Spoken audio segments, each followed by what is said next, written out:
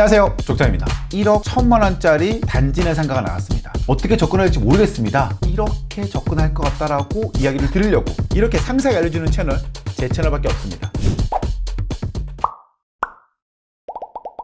이번에 안양에 1억 1000만 원짜리 단지 내 상가가 나왔습니다. 제가 단지 내 상가에 대해서 많은 영상을 찍다 보니까요, 많은 분들께서 이거는 좋은 건가요? 나쁜 건가요? 어떻게 접근해야 할지 모르겠습니다. 많이들 물어보시더라고요. 그래서 제가 만약에 제가 입찰한다라면은 이것은 이렇게 접근할 것 같다라고 이야기를 드리려고 카메라를 켰습니다. 먼저 어떠한 상가냐면요, 요 상가입니다. 제가 적어놨죠. 소액 상가 투자 가능 물건이라고 적어놨습니다. 2020 타경 3254번 물건이 나왔습니다. 경기도 안양시 동안구 호계동에 있는 물건이고요. 감정 가격은 1억 1300만 원입니다. 그리고 한 번도 유찰되지 않았고요. 건물 면적은 36제곱 10.89평입니다. 강제경매죠. 강제경매, 임의경매, 강제경매 뭔지 진짜 아시나요? 쉽게 말하면은 임의경매는 은행에서 진행되는 것이다. 은행 같은 경우에는 근저당권으로 인해서 은행에서 이자를 못 갚았기 때문에 나오는 경매가 임의경매. 강제경매 같은 경우에는 개인 간의 채권, 채무 관계가 있어서 서로 못 받은 돈이 있어서 왔다 갔다 하다가 잘못됐을 때 나오는 게 바로 강제경매입니다. 그래서 채권자를 보면은 은행이 아니죠, 개인이죠. 그래서 1억 1300이 나와 있고요. 지금은 학원으로 쓰고 있습니다. 채땡땡씨께서 임차인을 있고요. 사업자 등록은 2019년 6월 20일이고요. 배당 요구는 하셨습니다. 월세는 45만 원을 내고 계시네요. 자, 이렇게 되어 있습니다. 그러면 이제 일단은 물건에 대해서 간단하게 브리핑을 드렸고요. 임차인의 사업자 등록일은 2019년 6월 20일입니다. 그리고 이 부동산의 말소 기준 권리, 최선 순위되는 권리는요, 2019년 2월 19일이에요. 그렇다면 우리는 봤을 때 2019년 2월 19일 이전의 임차인이냐, 2019년 2월 19일 이후의 임차인이냐, 요걸 보는 거죠. 그런데 임차인은 6월 20일입니다. 그렇다면 여기에 해당되겠죠. 그렇다면 우리는 임차인에 대해서 보증금을 인수할 필요는 없다. 즉 임차인은 인도명령 대상이다라고 이야기합니다. 또 하나 특이점은요, 양땡땡씨가 매입을 하셨습니다. 2010년 12월 28일 날 거래가격 9천만 원이에요. 지금이 2021년도죠. 무려 11년 전에 9천만 원에 매입을 했다. 참고해볼만 하겠죠. 권리분석상으로는 문제가 없다. 그리고 2010년도에 9천만 원에 거래가 됐다라는 것은 우리가 지켜볼 수 있었죠. 그렇다면 중요한 것, 상가의 가치를 보는 거는요, 바로 위치죠. 어떤 사람들이 이용하겠느냐, 바로 이런 것들을 분석을 하면서 우리는 이 상가를 접근해야겠죠. 그렇다면 우리 지금 이 상가에는 어떠한 임차인이 있는지 한번 확인해 봐야겠죠. 사진을 보면요, 자, 여기 있습니다. 고가가 있네요. 이렇게 여기 있는 임차인은 지금 보면은 우리 많이 보던 임차인이죠. 윤 선생이네요. 윤 선생. 그리고 2층을 보면은 도면인데요, 4교소가 있습니다. 그 중에서 201호와 204호가 조금 더 넓네요. 임대를 받을 때 다만 한 5만 원이라도 더 받을 수 있을 것 같긴 해요. 물론 그거는 협의사항이겠지만요. 그리고 이 계단을 통해서 이렇게 올라가는 것 같습니다. 외부의 계단이 따로 되어 있네요. 그렇죠? 그렇다면은 자, 이렇게 있는데 초등학교가 있고 여기 중학교가 있습니다. 먼저 우리 여기 고가도로가 있죠. 고가교. 상가를 가지고 있으신 분들께서 고가가 있으면 좋을까요? 나쁠까요?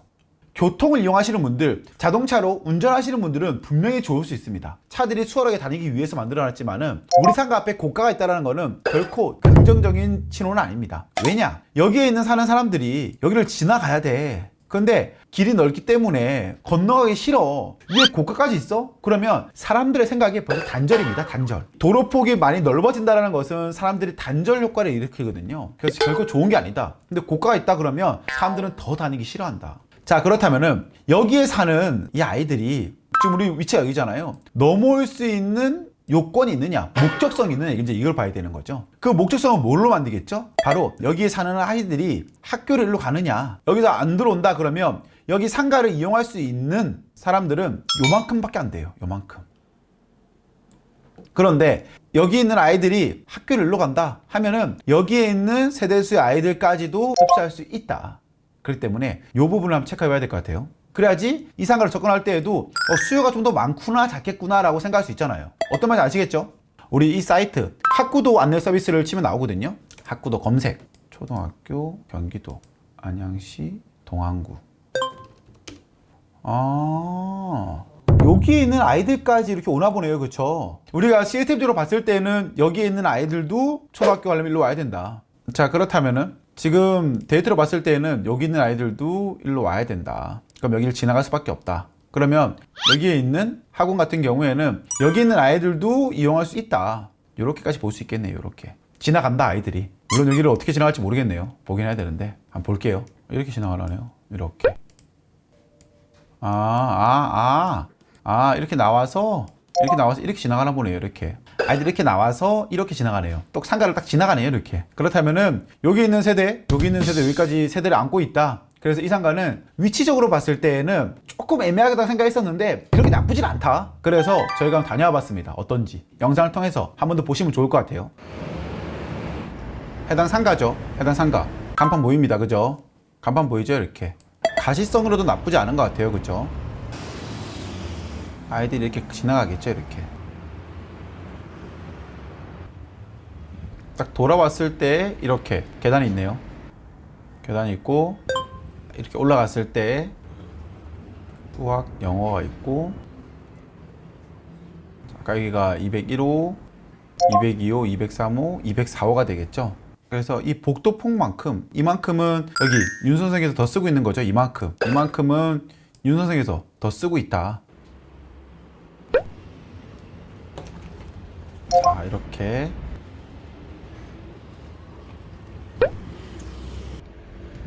자, 우리가 현장의 중요성이 또 여기 있습니다. 보면은 어떤 얘기인지 아시겠나요? 현장의 중요성.